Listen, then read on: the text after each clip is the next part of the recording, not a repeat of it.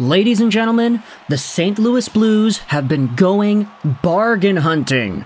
They went to their local card shop, they pulled up to the dollar boxes, they pulled up to the quarter boxes, and they went through card by card by card looking for some deals. That is exactly what the St. Louis Blues have done.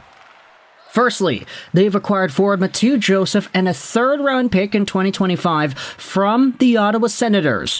What's the return? Well, it's, nothing. Future considerations goes over to Ottawa.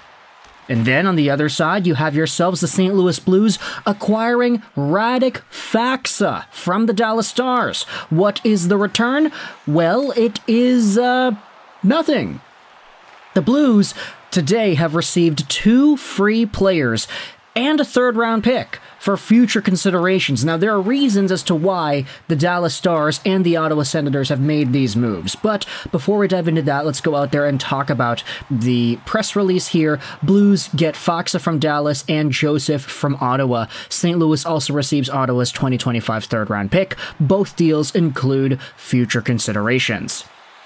St. Louis Blues president of hockey operations and GM Doug Armstrong announced today the team has acquired forward Radek Faksa from the Stars, as well as Mathieu Joseph and a third-round pick from the Ottawa Senators, each in exchange for future considerations. Faksa, 30 years old, dressed in 74 regular season games with the Stars last season, posting 19 points and 20 penalty minutes. He also contributed a goal in 8 playoff appearances. The Vitkov's Czech Republic native was originally drafted by the Stars in the first round, 13th overall of the 2012 draft, and has spent his entire 9-year career in Dallas. Overall, he has totaled 200 points and 356 penalty minutes in 638 career regular season games, and 20 points and 28 penalty minutes in 79 career postseason games. Mathieu Joseph, 27, played in 72 regular season games with the Sens last season, tallying 35 points and 51 penalty minutes. The Laval, Quebec native was originally drafted by the Tampa Bay Lightning in the 4th round of the 2015 draft. Overall, Mathieu Joseph has accumulated 135 points and 168 penalty minutes in 360 regular season games. Joseph has also made 10 postseason appearances, including 6 in the 2021 season when he helped the Lightning capture the Stanley Cup championship. So, Faksa and Joseph, why exactly are the Blues getting these guys for free? Well, for Mathieu Joseph, this is a lot easier to stomach, I would say, because for the Ottawa Senators, they need the cap space. That's really it. $2.9 million a year is being freed up for the Ottawa Senators till the end of 2025-2026, and with the Sens needing to re-sign Shane Pinto, and with them only having about $4-ish million in cap space already, this move was kind of necessary. They were in a position to get rid of a guy. It was Mathieu Joseph that was on the chopping block here. The cost is a third-round pick because the Blues knew that Ottawa needed to get this move done. And as a result, the Blues are getting a guy that could slot into their bottom 6 and be a very agitative force whilst providing some good hustle and some fairly competent point production at the same time. 35 points in 72 games played is nothing to scoff at. Mathieu Joseph has worked himself up to this point, and if he could produce this whilst on the St. Louis Blues, it makes this contract all the more worth it when you consider it goes on till 25-26, and the Blues are getting a third-round pick to get it. Very good piece of business here for both sides. Obviously, for the Ottawa Senators, it's not like they want to lose out on Mathieu Joseph for free. It's just that they really need that cap space. That is a commodity in this year's NHL, and in order to re-sign Shane Pinto, that seems like it was the ultimate necessity of a trade to go out there and make.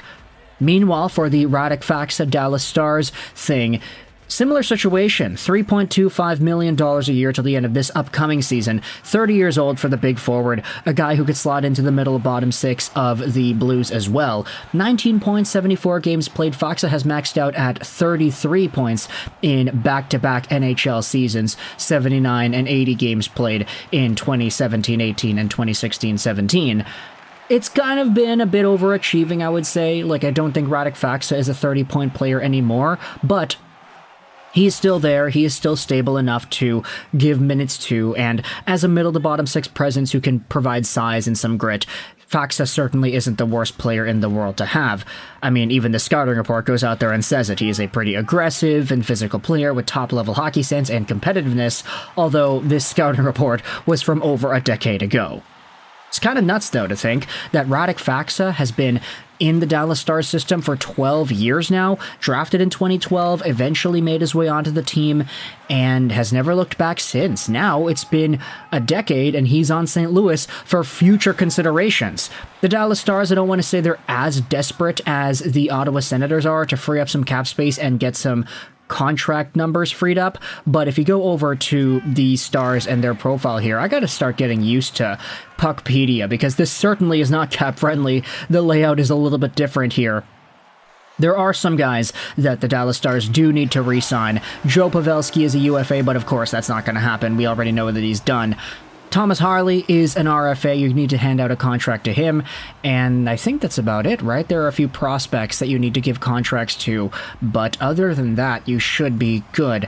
How much cap space do they have? Yeah, $7.9 million a year. So this is a pretty alright move when it comes to Dallas freeing up some roster spots and some cap space. It doesn't really seem like this move was too desperate in comparison to the Mathieu Joseph Ottawa Senators move, mostly because the Sens do need to sign that Shane Pinto that is under their RFA status right here.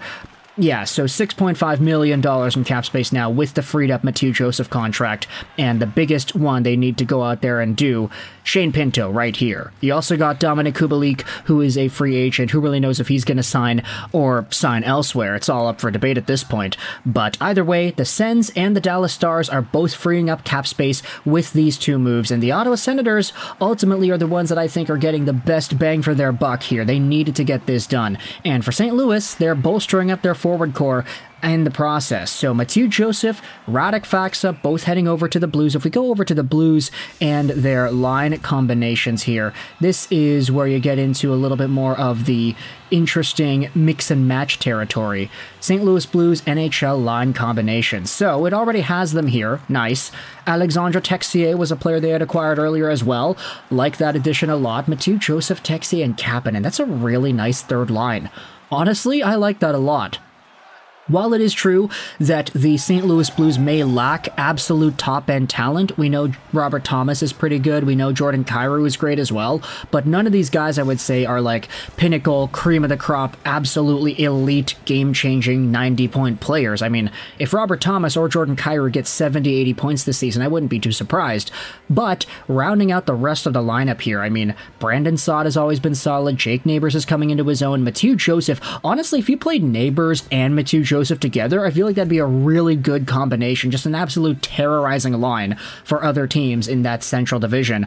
Radek Faksa is penciled in here as the fourth line center. Alexandre Texier, he's still got a lot more to prove for himself at the NHL level. Kasperi Kapanen, you could say same thing. And then, of course, you've got Tarapchenko and Oscar Sundqvist to round out the bottom of the lines here. Either way, this is a pretty deep team. I like it a lot. It's a pretty good amount of addition to make for these guys, and the contracts aren't too long either. Faksa, of course, expires this upcoming offseason, Mathieu Joseph the year after that. So it's not like you're committing super big term to either of these guys. You're just saying, hey, there's your players that are available. We'll get them for free. And we'll get a pick on top of that. So for St. Louis, it's a tidy piece of business. If you're a fan of the Sens, if you're a fan of the Stars, let me know your thoughts in the comment section below about these two players, Mathieu Joseph and Radek Faksa. What do you think they'll be able to accomplish on their new teams? Let me know your thoughts in the comment section below. How do you feel about these two trades? I hope you enjoyed this video. And bye.